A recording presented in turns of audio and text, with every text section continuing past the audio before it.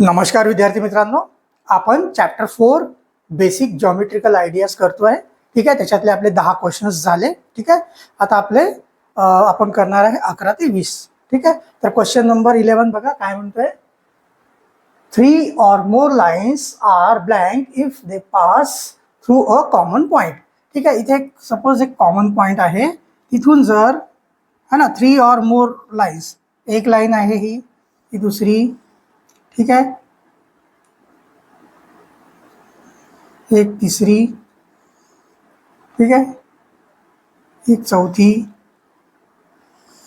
अशा किती पण लाईन्स असू शकतात. ठीक आहे, ह्या सगळ्या लाईन्स जर एकाच पॉइंट वरून जर पास होत आहेत, इथे जो दिसतो ना सेंटरमध्ये, हा एक पॉइंट आहे, याच्यावरूनच ह्या सगळ्या लाईन पास होत आहेत. तर अशा टाईपच्या ज्या लाईन्स असतात यांना कॉनकरंट लाईन्स म्हणतात.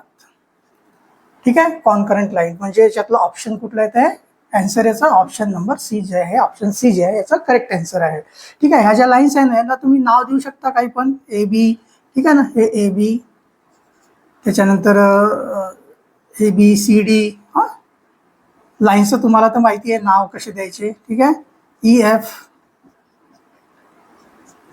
त्याच्यानंतर हे जी एच. ह्या ज्या सर्व लाईन्स आहेत ए बी सी डी है ना, ई एफ जी एच, ह्या सर्व लाईन्स ज्या आहेत ते कशा लाईन्स आहेत, कॉनकरंट लाईन्स आहेत. ठीक आहे, पॅरल लाईन तर तुम्हाला माहिती आहे, जर दोन लाईन्स एकमेकांना इंटरसेक्ट करत नसतील तर त्या पॅरल लाईन्स असतात. ठीक आहे, मग पॅरल तर ऑप्शन नसणारच आहे. ठीक आहे, हां, हे ए बी सी डी आणि इथे सी डी, ह्या दोन कशा लाईन्स आहेत, ह्या पॅरल लाईन्स आहेत. ठीक आहे, त्याच्यानंतर कोलिनियर लाईन्स कशाला म्हणतात बघा, जर एकच लाईन आहे सपोज अशी, थांबा सरळ लाईन काढायला पाहिजे. खरं तर जॉमेट्री म्हणजे असं नाही आहे एकदम स्ट्रेट लाईन किंवा स्ट्रेट सगळं यायला पाहिजे, नाही तर तुमचा जॉमेट्रीचा शेपच बिघडून जाईल. ठीक आहे, आता ही जी लाईन आहे याच्यावर जर एकाच लाईनवर भरपूर पॉईंट दिले असेल, जसं आता ए बी, ठीक आहे, सी डी. ठीक आहे, आता इथे बघा ह्या ज्या लाईन्स आहे, ए बी पण एक लाईन आहे, ए सी पण एक लाईन आहे, ए डी पण एक लाईन आहे. ठीक आहे, जर असंच एकाच लाईनवर जर वेगवेगळ्या लाईन्स असतील, ठीक आहे ना, ए बी बी सी है ना, ए सी हां बी डी किंवा ए डी, ह्या सर्व लाईन्स आहेत, ह्या सर्व लाईन्स ज्या आहे ह्या कोलिनियर लाईन्स म्हणतात त्यांना. ठीक आहे ना, एकाच लाईनवर, को म्हणजे है ना कॉमन आणि लिनियर म्हणजे लाईन, एकाच लाईनवर जर कॉमन लाईन्स असणार तर त्याला आपण कोलिनियर लाईन्स म्हणतो. ठीक आहे, त्याचं जे करेक्ट आन्सर येतो जो आहे तो येतो आहे कॉनकरंट लाईन. एकाच पॉईंटवरून जर एका कॉमन पॉईंटवरून 3 किंवा 3 पेक्षा जास्त लाईन्स जर जात असतील तर त्यांना कॉनकरंट लाईन म्हणतो आपण. ठीक आहे, त्याचा आन्सर येतोय ऑप्शन सी. चला बघूया next question, question number 12.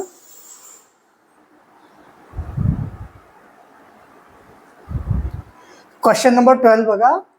A blank has 2 end points and a definite length. ठीक आहे, काय म्हणतोय इथं क्वेश्चन मध्ये बघा, ठीक आहे ना, एक काय ज्याचे 2 एंड पॉइंट्स आहेत. ठीक आहे ना, तर हे 2 एंड पॉइंट्स आपण पकडून घ्यायचे, ए आणि बी, ए आणि बी, आणि त्याची जी लेंथ आहे ती पण कशी आहे, डेफिनेट आहे, म्हणजे फिक्स आहे, एवढीच लेंथ असणार आहे, याच्यापेक्षा जास्ती लेंथ नसणार आहे. पॉईंट ए पासून पॉईंट बी पर्यंतच याची डेफिनेट लेंथ असणार आहे. तर अशा टाईपच्या लाईनला आपण काय म्हणतो, लाईन सेगमेंट म्हणतो है ना. हा काय आहे, सेगमेंट आहे. ठीक आहे ना, जर लाईन असती तर इकडं इन्फानाईट जाते आणि इकडं पण इन्फायनाईट जात असते ती, आणि ॲरोचा साईन असतो तर त्याला आपण लाईन म्हणतो.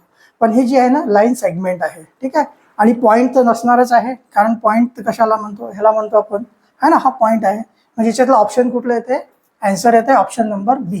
ठीक आहे ना, लाईन सेगमेंट, याला आपण काय म्हणतो, सेगमेंट ए बी, किंवा याला आपण सेगमेंट बी ए पण म्हणू शकतो.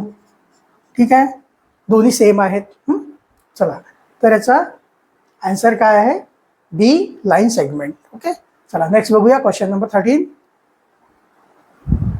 क्वेश्चन नंबर 13 बघा, the number of diagonals in the given polygon is.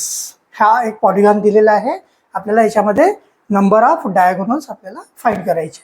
तर असं हे याच्यामध्ये काही नावं दिलेले नाहीये, तर आपण यांना व्हर्टिसेसला नाव देऊन देऊया.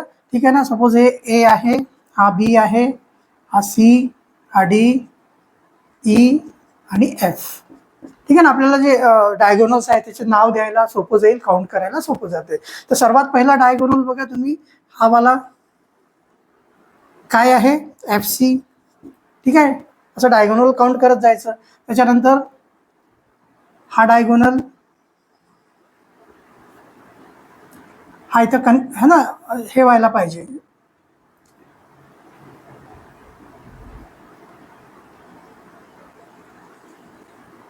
हा एक डायगोनल काय आहे, हा ई बी. ठीक आहे. त्याच्यानंतर हा काय झाला, ए डी. ठीक आहे. त्याच्यानंतर हा एक डायगोनल ई ए. त्याच्यानंतर हा एक है ना, बी डी किंवा डी बी, जे म्हणायचं ते सेम आहे ते. हा. ठीक आहे. अजून बघा कुठले डायगोनल येऊ शकतात. हे झाले हे. ठीक आहे. त्याच्यानंतर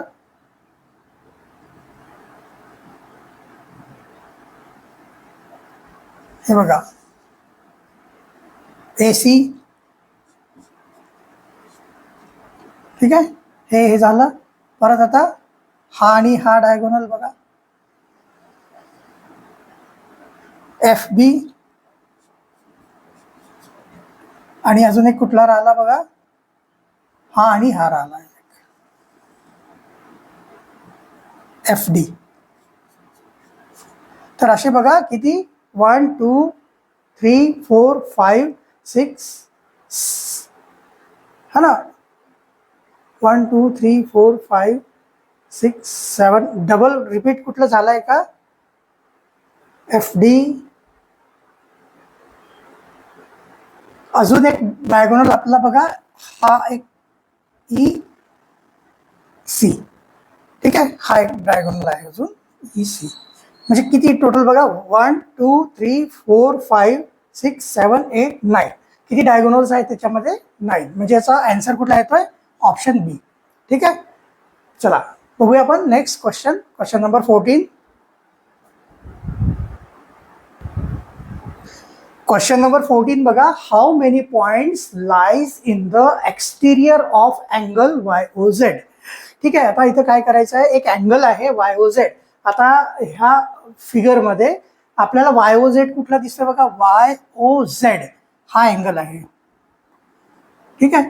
ह्या अँगलचा काय म्हटलं आहे, एक्सटिरियर ऑफ वाय ओ झेड. एक्सटिरियर कशाला म्हणतो आपण, तुम्हाला माहिती आहे का, हा जो पूर्ण जो अँगल असतो असा, हा पूर्ण 360 डिग्री असतो. ठीक आहे. जर हा अँगल आपण कन्सिडर करता आहे वाय ओ झेडला, तर हे जे बाकीचं जेवढं दिसतंय ना, जे मी डॉटेड मध्ये केलेलं आहे, हा याचा एक्सटिरियर आहे. ठीक आहे. एक्सटिरियर अँगल म्हणू आपण याला. ठीक आहे. म्हणजे आपल्याला काय करायचं आहे की इथून जिथे जिथे डॉटेड लाईन दिसत आहेत, ह्या एरियामध्ये, ह्या एवढ्या अँगलमध्ये जेवढे पॉईंट्स येत आहेत, ते सगळे पॉईंट्स काय आहेत, त्याचे एक्सटिरियरचे पॉईंट आहेत. ठीक आहे. आणि इथे आतमध्ये जे येत आहेत ना, जसं हे वाय येतो आहे, ए आहे, झेड आहे, हे सगळे इंटिरियर या अँगलच्या आतमध्ये आलेले पॉईंट्स आहेत. पण या अँगलच्या बाहेर आलेले कुठले कुठले आहे बघा, आता डी आहे, सी आहे, ठीक आहे, एक्स आहे आणि बी आहे. ठीक आहे. तर याचे कुठले कुठले पॉईंट्स आहेत जे एक्सटिरियर मध्ये येतात, एक्सटिरियर ऑफ वाय ओ झेड. तर ते बघा, बी एक आहे, बी, त्याच्यानंतर एक्स, सी आणि हा डी. म्हणजे किती टोटल 4 पॉईंट्स आलेत. ठीक आहे ना, जे वाय ओ झेडच्या एक्सटिरियर मध्ये आहेत. ठीक आहे ना. एक्सटिरियर म्हणजे ह्याला सोडून बाकीचा जेवढाही आहे अँगल तिथला पॉईंट. ठीक आहे ना. तर याचे आन्सर काय येतो, आणि हा जो ओ आहे, ओ इंटिरियर मध्ये आहे बरं का. ठीक आहे ना, ओ याचा इंटिरियर मध्ये आहे, कारण इथं वाय ओ झेड लिहिलेलं आहे, वाय ओ झेड. ओला काउंट नाही करू शकत आपण. कारण इथं कन्फ्यूज होणार तुम्ही की इथं डॉटेडमध्ये ओ दिसा लागलाय, मग ओ का नाही घेतलाय. ठीक आहे ना, ओ इथे ऑलरेडी आलेला आहे ओ. तर याच्यामध्ये कुठले कुठले पॉईंट आहेत, बी, एक्स, सी आणि डी हे जे आहे याच्या एक्सटिरियरमध्ये आहे YOZच्या. तर आन्सर कुठला येतो आपला, ऑप्शन ए. ठीक आहे, 4 पॉईंट्स येतात. सोपं आहे, माहिती असलं पाहिजे एक्सटिरियर कसं असते ते. ठीक आहे, चला नेक्स्ट बघूया क्वेश्चन नंबर 15.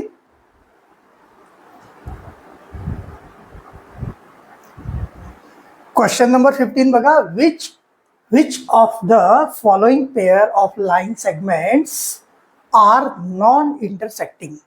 म्हणजे इथं म्हणजे 2 लाईन सेगमेंट जे आहेत ते नॉन इंटरसेक्टिंग आहे ते आपल्याला सांगायचं आहे. आता तुम्ही बघा ह्या ज्या 2 हे जे दिसतात ना, ही लाईन कुठली, EG आणि EFH. ठीक आहे ना, ह्या ज्या लाईन्स आहे ना, हे बघा, हे तुम्हाला माहिती आहे ॲरोचा मिनिंग काय असतो, की हे पुढं अजून जाणार आहेत ना, इन्फिनिटीपर्यंत जाऊ शकतात त्या लाईन्स. तर मग ह्या ज्या लाईन्स आता जर पुढे गेल्या ना, तर हे कुठे ना कुठे एकमेकांना इंटरसेक्ट करणार आहेत. बघा ह्या लाईन्स ज्या आहे इथं इंटरसेक्ट करतील. ठीक आहे, ह्या लाईन्सला जर आपण पुढे वाढवलं तर ह्या पॉईंटला इंटरसेक्ट करतात. ठीक आहे, मग ह्या दोन्ही ज्या लाईन्स आहे, हा जे लाईन सेगमेंट आहे हे नॉन इंटरसेक्टिंग नाही आहे.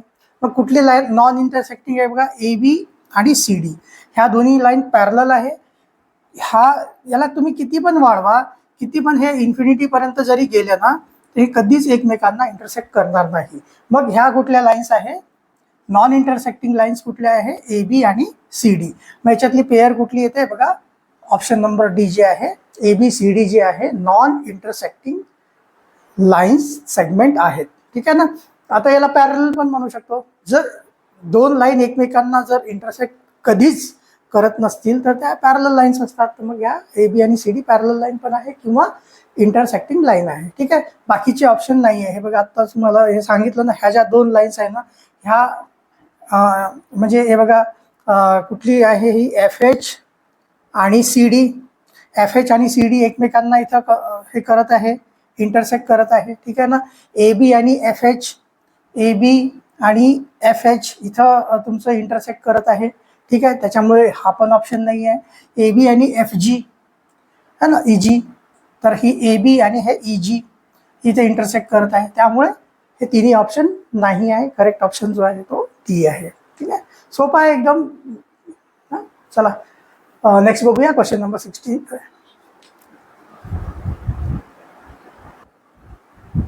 क्वेश्चन नंबर 16 बघा, a set of points which extends infinitely in both the directions is called. ठीक आहे, हे बघा सेट ऑफ पॉइंट्स, हे बघा एक पॉइंट आहे तिथे, एक पॉइंट आहे आणि हे एक पॉइंट आहे. ठीक आहे, आणि त्यांनी काय म्हटलं, अ set of points which x tends infinitely है ना, इन्फायनाईट एकदम.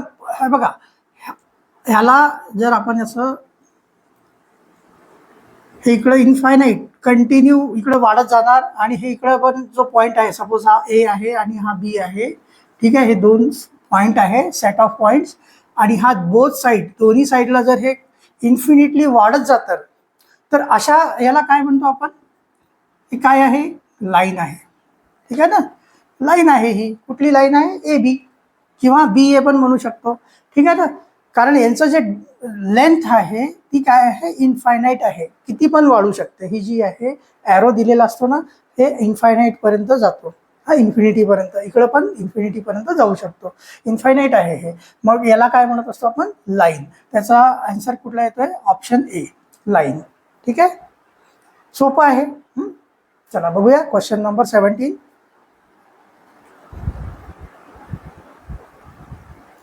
क्वेश्चन नंबर 17 बघा, find the sum of angles formed inside the given figures. अशा 2 फिगर दिलेल्या आहे. आपल्याला काय करायचं आहे, दोन्ही फिगरमध्ये इनसाइड द फिगर है ना, ह्या फिगरच्या आतमध्ये कुठले किती अँगल्स झालेले आहे, ह्या दोन्ही फिगरचे जे जेवढे टोटल अँगल्स आहेत त्यांचं सम काढायचं आहे. तिथे आपण बघूया कुठले कुठले अँगल आहे आतमध्ये. बघा हे बघा, हे 1, ठीक आहे ना, हे 2, 3, 4, 5 आणि हे 6. टोटल किती अँगल्स आहे इथं? 6 अँगल्स. फिगर 1 मध्ये किती अँगल्स आहे? 6 अँगल्स. फिगर 2 मध्ये बघा 1 2 3 4 5 6 7 आणि 8. टोटल किती अँगल्स आहेत इथं? 8 अँगल्स. मग यांचं दोघांचा सम किती होणार? 8 + 6 14. ठीक आहे ना? 8 + 6 किती होणार? इथे आपल्याला सम काढायचं ना. Find the sum of angles formed inside the given figures. या दोन्ही फिगरच्या आतमध्ये जे अँगल्स फॉर्म झालेले आहे त्यांचं सम काढायचं. तर 8 + 6 = किती येतात? 14. याचा आन्सर कुठला येतोय? ऑप्शन नंबर बी 14 आहे. सोपं आहे है ना. आतमध्ये इथं लिहिलेलं आहे, क्लिअर लिहिलेलं आहे, फॉर्म्ड इनसाइड द फिगर है ना. या फिगर जे आहे त्याच्या आतमध्ये जे अँगल्स आपले फॉर्म झालेले आहे त्यांचं आपल्याला सम काढायचं आहे दोन्ही है ना. तर इमेज नंबर 1 जी आहे, फिगर 1 आहे त्याच्यामध्ये 6 अँगल्स आहे. फिगर 2 आहे त्याच्यामध्ये 8 अँगल्स आहे. दोघांचा सम किती आहे? 14 आहे. ओके. तर झाला आपला क्वेश्चन नंबर 17. नेक्स्ट बघूया क्वेश्चन 18. क्वेश्चन नंबर 18 बघा काय म्हणताय. How many maximum number of lines can be drawn through one point. ठीक आहे. इथं काय म्हटलं आहे की एक पॉइंट दिलेला आहे सपोज. तिथून तुम्ही किती लाईन ड्रॉ करू शकता या पॉइंटवरून? किती करू शकता? 1 तर इझिली करू शकतो आपण, एक लाईन करू शकतो. ठीक आहे. दुसरी 2 करू शकतो, नो प्रॉब्लेम. त्याच्यानंतर इथं 0 ऑप्शन दिलेला आहे, असं नाही आहे 0 है ना. आपल्याला लाईन ड्रॉ करायचे 2 काय आपण 3 4 5 6 जेवढ्या पाहिजे तेवढ्या लाईन्स आपण याच्यावरून है ना ह्या पॉईंटवरून आपण ड्रॉ करू शकतो. ठीक आहे. आता हे एवढ्या झाल्या. किती पण तुम्ही जेवढं पाहिजे तेवढं लाईन्स आपण इथं ड्रॉ करू शकतो. मग याचा अर्थ काय? ह्याला काही काउंट नाही आहे, तुम्ही जेवढं पाहिजे तेवढं करा. याचा अर्थ याला काय म्हणायला पाहिजे? मग आन्सर काय यायला पाहिजे? ह्याला काय म्हणतो? याला काही काउंटिंगच नाही आहे, इन्फायनाईट है ना. तर याचा ऑप्शन काय येतोय? डी. याचा आन्सर आहे ऑप्शन नंबर डी. तुम्ही एका पॉइंटवरून इन्फायनाईट लाईन्स ड्रॉ करू शकता. ओके. तर याचा आन्सर आहे ऑप्शन नंबर डी. ठीक आहे. चला नेक्स्ट बघूया क्वेश्चन नंबर 19. क्वेश्चन नंबर 19 बघा. How many angles are formed above the line A B. ही जी लाईन ए बी आहे याच्यावर किती अँगल्स फॉर्म झालेले आहे बघा. हे बघा इथं हा एक अँगल आहे 1, एक दुसरा, तिसरा, चौथा, पाचवा. 5 अँगल तर असेच आहे, सिंपल आपल्याला दिसत आहेत. त्याच्यानंतर आपण 1 आणि 2 ला मिळून एक अँगल पकडू शकतो, 6 झाले. त्याच्यानंतर 1 2 3 ला पकडून पण एक करू शकतो, 7 झाले. परत एक 8 है ना. परत अजून याला पूर्ण ह्याला पण एक अँगल म्हणू शकतो आपण, 9 झाले. ठीक आहे. म्हणजे याचा अर्थ काय आहे? किती आहे याच्यामध्ये? 5 6 7 नाही तर मोर दॅन 7 पेक्षाही जास्त अँगल याच्यावर फॉर्म झालेले आहेत. तर याचा ऑप्शन काय येतो? आन्सर कुठला येतो? ऑप्शन नंबर डी जो आहे, ऑप्शन डी जो आहे तो याचा आन्सर आहे. More than 7. किती अँगल्स झाले या ए बी लाईनवर? 7 पेक्षा जास्त. 5 अँगल तर हेच झाले है ना. 1 2 3 4 5 5 अँगल हेच झाले. त्याच्यानंतर 2 2 ला पकडून जर तुम्ही बघितलं ना, हा तर 2 आहे. परत एक 2 आणि 3 ला पकडून एक अँगल होतो. परत 2 3 4 ला मिळून एक अँगल होतो. परत 2 3 5 ला मिळून एक अँगल होतो. असे कितीतरी अँगल आहे. 4 आणि 5 ला मिळून एक अँगल होतो. ठीक आहे ना. त्याच्यानंतर किती नाही, तर असे किती काउंट करा तुम्ही, मोर दॅन 7 येतात. क्लिअर. ठीक आहे. चला नेक्स्ट बघूया क्वेश्चन नंबर 20.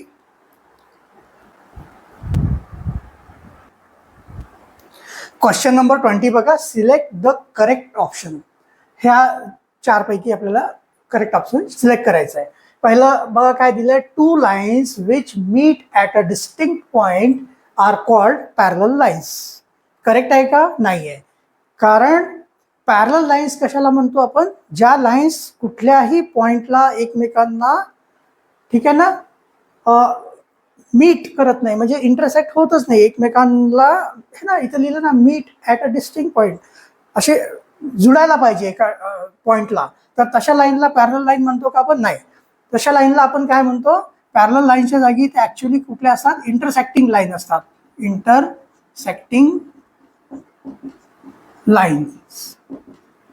ठीक आहे. इथे पॅरलच्या जागी हे लिहिलं असतं तर मग हे ऑप्शन तुमचं करेक्ट राहिलं असतं, पण आता सध्या हे करेक्ट नाहीये, हा आहे रॉंग. त्याच्यानंतर बी पण बघा, a simple curve is one that cross itself. हे पण इनकरेक्ट आहे, कारण सिम्पल कर्व कशाला म्हणतात? A simple curve is one that does not cross itself. ठीक आहे ना. असा कर्व जो कुठेच आहे ना, सपोज आता आपण असं हे कर्व आहे, ठीक आहे ना, इथे इंटरसेक्ट करताय, तर हे सिम्पल कर्व नाही आहे. ठीक आहे. सिम्पल कर्व कसा असणार आहे? हा सिम्पल कर्व, ठीक आहे ना, हा सिम्पल कर्व. किंवा आपण बघितलं होतं एक क्वेश्चन होता याच्यामध्ये, सपोज हा एक कर्व आहे, हा एक कर्व आहे, ठीक आहे ना, हे एकमेकांना इंटरसेक्ट करत नाहीत, हे वेगवेगळे कर्व्स आहेत, तर अशा कर्वला सिम्पल कर्व म्हणतो आपण. ठीक आहे ना. आणि हा जो आहे तो सिम्पल कर्व नाही आहे, म्हणजे कारण इथं क्रॉस करतोय इटसेल्फ आहे ना, हे स्वतःला क्रॉस करत आहे हा कर्व, तर त्याच्यामुळे बी जो आहे तो पण करेक्ट ऑप्शन नाही आहे, म्हणजे दोन्ही ऑप्शन तुमचे इनकरेक्ट आहे. ठीक आहे ना. हा पण इनकरेक्ट आहे, हा पण इनकरेक्ट आहे. मग इथे जे लिहिलेलं आहे both A and B are correct option, मग हा पण इनकरेक्ट आहे. हे दोन्ही इनकरेक्ट आहे, तर मग दोन्ही असे करेक्ट कसं असणार आहे ना. मग आन्सर काय येतो? निदर ए नॉर बी, म्हणजे तुमचा ए तर करेक्ट नाही आहे, बी सुद्धा तुमचा करेक्ट नाही आहे. ए तर नाहीच आहे करेक्ट, बी सुद्धा तुमचा करेक्ट नाही आहे. याचा कुठला येतोय ऑप्शन? आन्सर येतोय ऑप्शन डी. ठीक आहे. निदर ए नॉर बी. तुमचा ए पण करेक्ट नाही आहे, बी पण करेक्ट नाही आहे. ठीक आहे. तर अशा प्रकारे आपले आता 20 क्वेश्चन झालेले आहेत. ठीक आहे. आता आपण पुढल्या व्हिडिओमध्ये 21 to 30 क्वेश्चन्स करूया.